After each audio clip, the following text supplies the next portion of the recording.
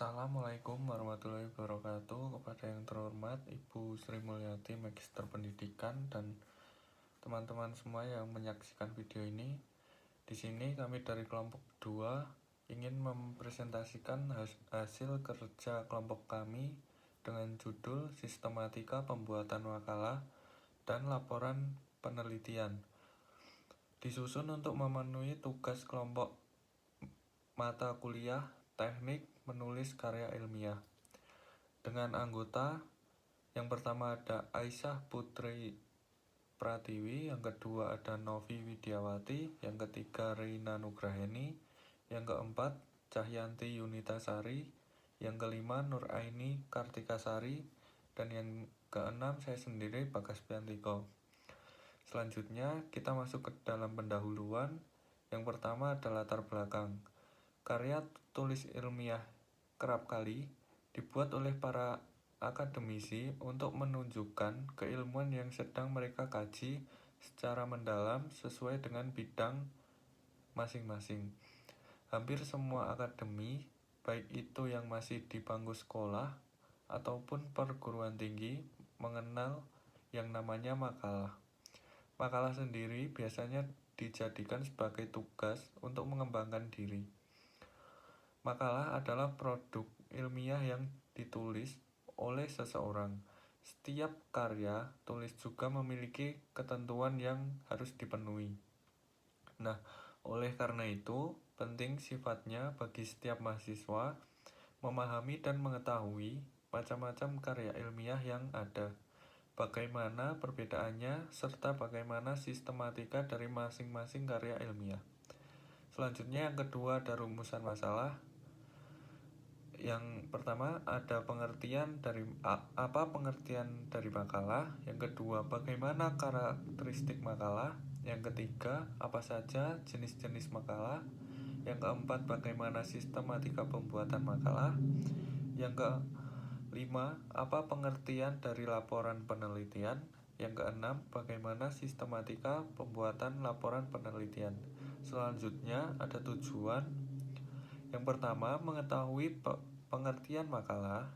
Yang kedua, mengetahui karakteristik makalah. Yang ketiga, mengetahui jenis-jenis makalah. Yang keempat, mengetahui sistematika pembuatan makalah.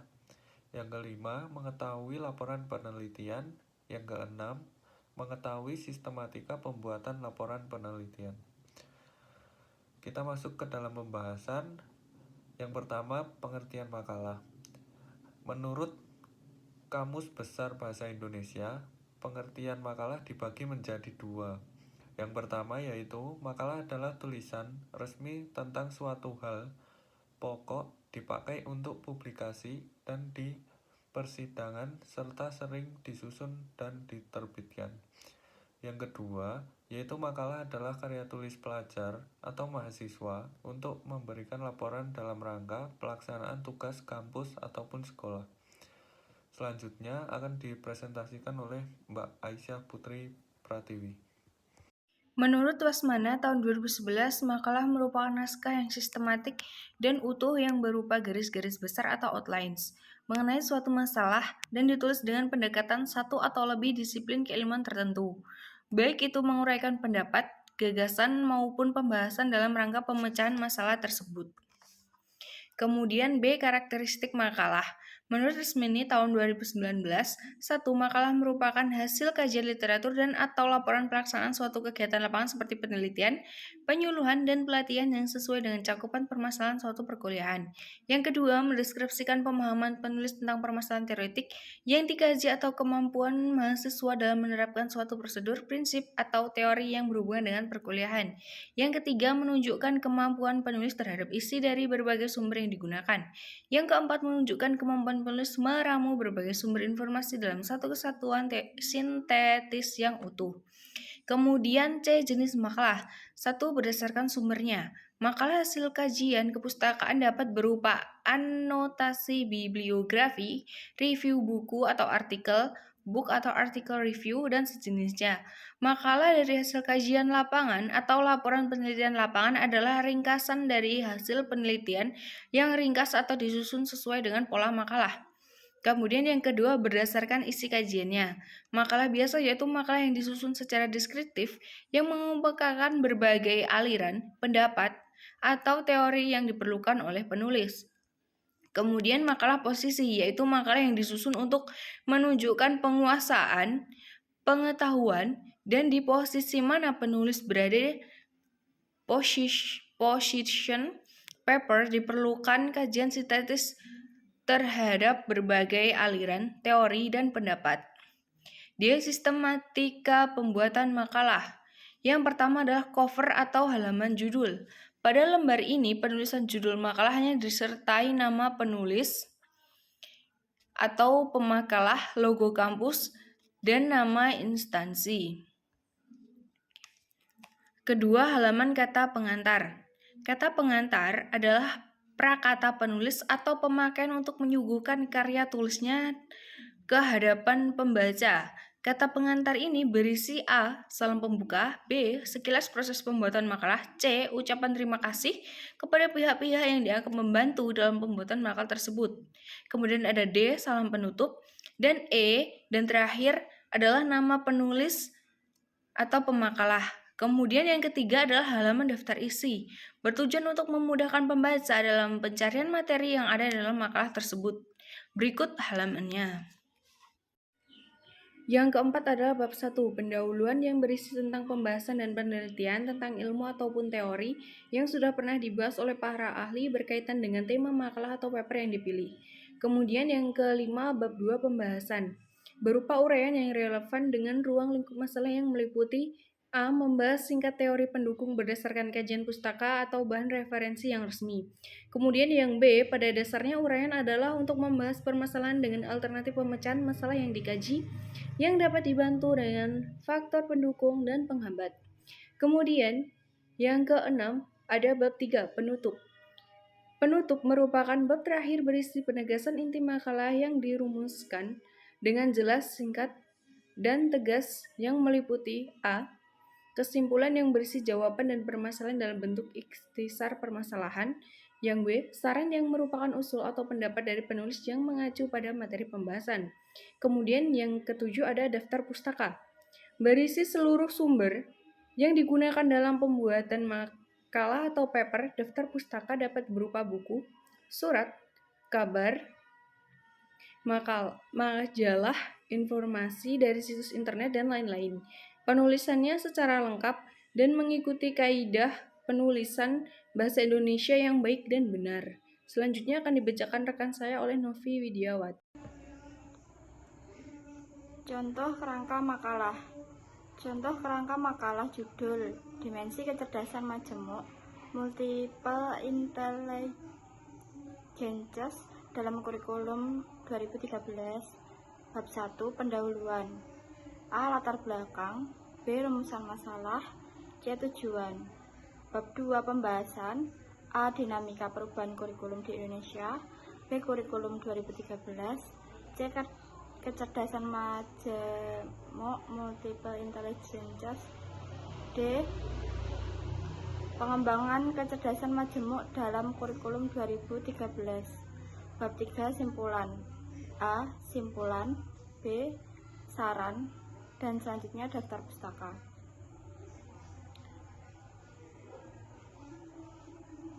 E. Pengertian laporan penelitian.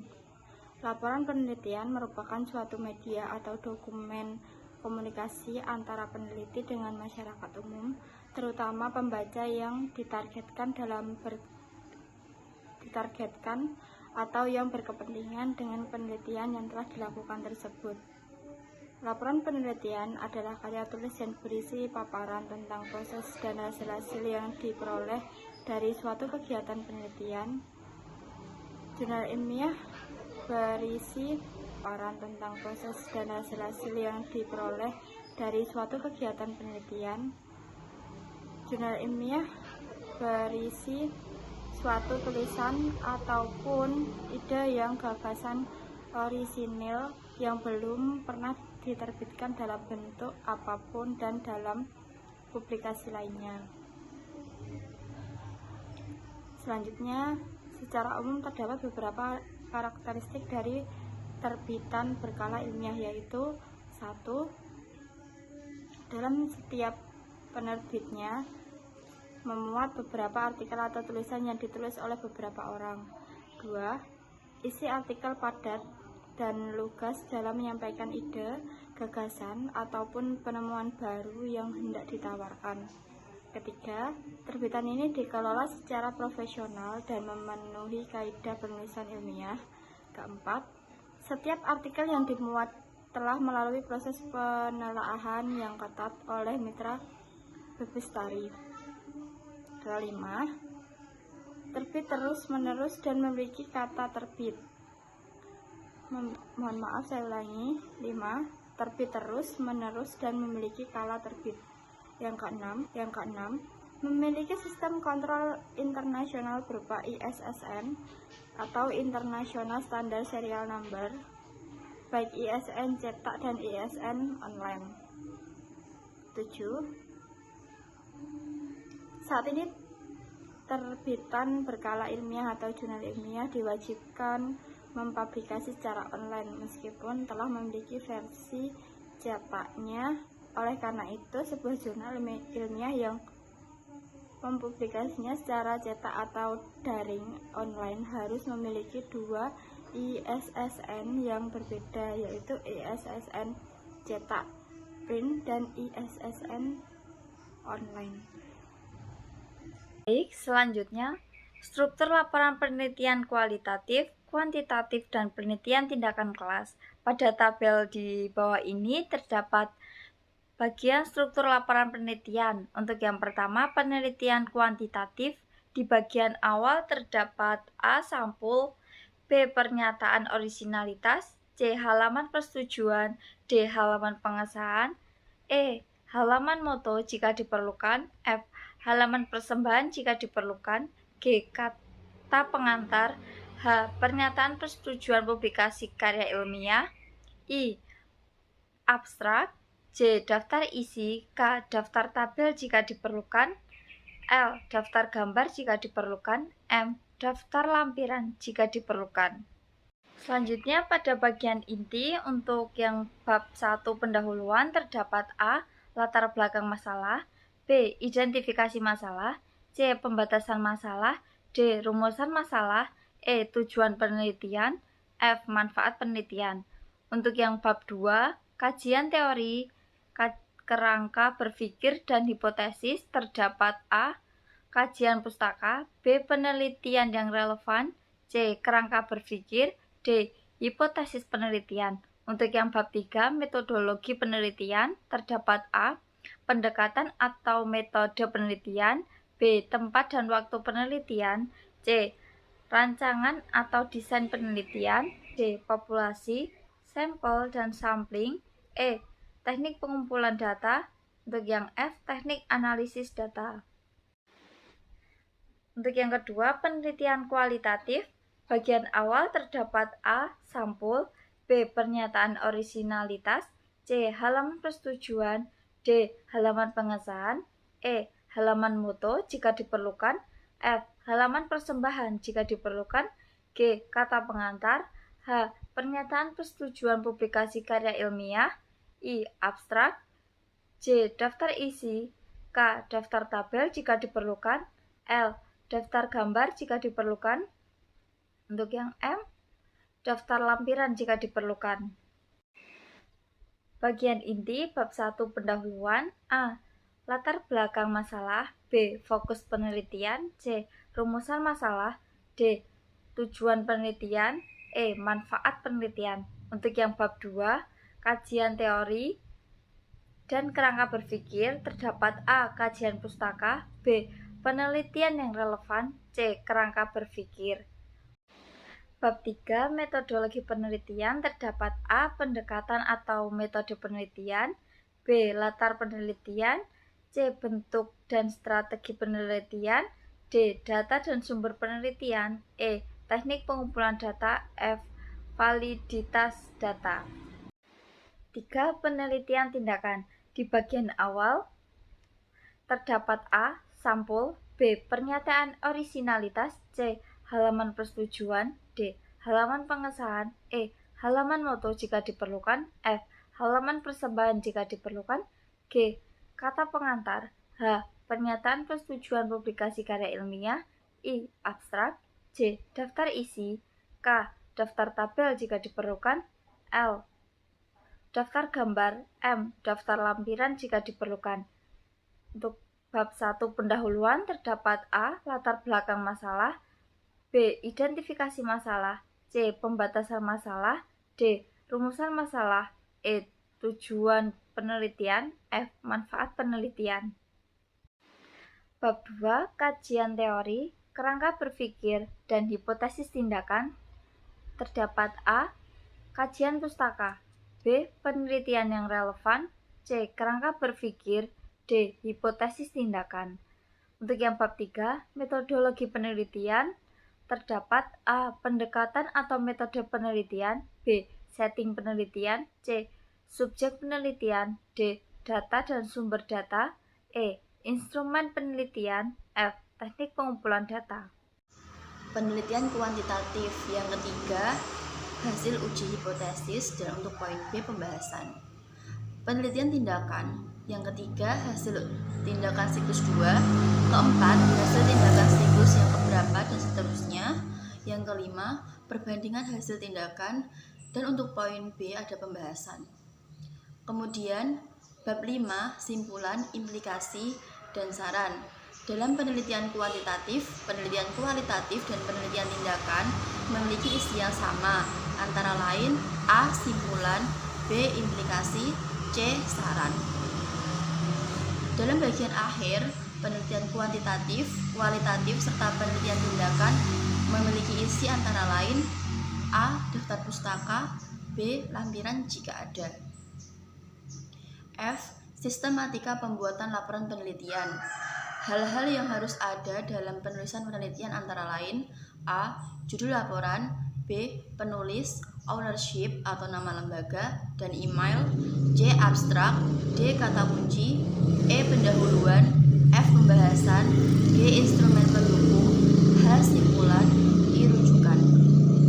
Menurut Turk dan Kirkman dalam tahun 1982, Brito Wijoyo tahun 1985, Arifin tahun 1987, Indriati tahun 2001 menyatakan bahwa sistematika pembuatan laporan penelitian antara lain 1. Judul tulisan, 2. Abstrak, 3. Pendahuluan, 4. Bahan dan metode penelitian, 5. Hasil, 6. Pembahasan, 7. Simpulan dan saran, 8. Daftar pustaka. Secara lebih lengkap terdiri dari 3 bagian pokok antara lain 1. Bagian pembuka, 2. Bagian inti, 3. Bagian penutup. 1. Bagian pembuka. Menurut Arifin tahun 1987 menyatakan bahwa A. Judul. Dalam judul harus menampilkan fakta yang ingin diungkapkan, jelas, positif, singkat, khas, serta menampilkan kata kunci. B. Halaman judul. Umumnya terdapat judul, penulis, dan penerbit diikuti pengesahan. C. Halaman pengesahan. D. Halaman penerimaan. E. Kata pengantar, gambaran secara umum kepada pembaca tentang latar belakang konteks penelitian, serta ucapan terima kasih kepada pihak yang membantu penulis. F. Abstrak, gambaran singkat mengenai latar belakang, metode, serta temuan hasil penelitian. G. Daftar isi. H. Daftar tabel. I. Daftar grafik, bagan atau skema. J. Daftar singkatan dan lambang. 2. Bagian inti. Dalam bab 1 pendahuluan, bagian pendahuluan harus secara lengkap mengemukakan tentang latar belakang, ruang lingkup atau pembatasan dan rumusan masalah, tujuan, dan pertanyaan penelitian, serta anggapan dasar atau hipotesis. Bab 2. Kajian pustaka dan kerangka teori. Kajian pustaka merupakan bagian penting yang mengungkapkan teori-teori serta hasil-hasil penelitian terdahulu yang pernah dilakukan pada topik yang sama atau serupa. Kerangka teori merupakan dasar pemikiran yang menerangkan dari sudut mana permasalahan ditinjau. Bab 3. Metodologi penelitian. Pada bagian ini, penulis harus menyajikan bagaimana data dikumpulkan dari responden atau sampel penelitian, serta metode analisis, serta uraian tentang kelemahan-kelemahan yang membatasi penelitian yang telah dilakukan.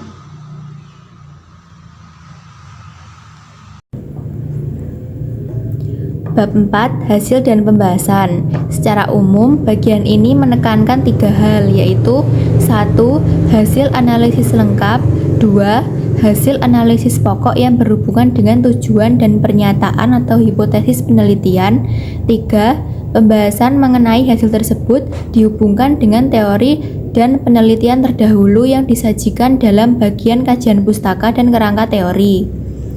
Bab 5. Simpulan dan saran. Penulisan simpulan dapat dilakukan dengan menggunakan penomoran 1, 2, 3, 4, 5, dan seterusnya, ataupun secara naratif.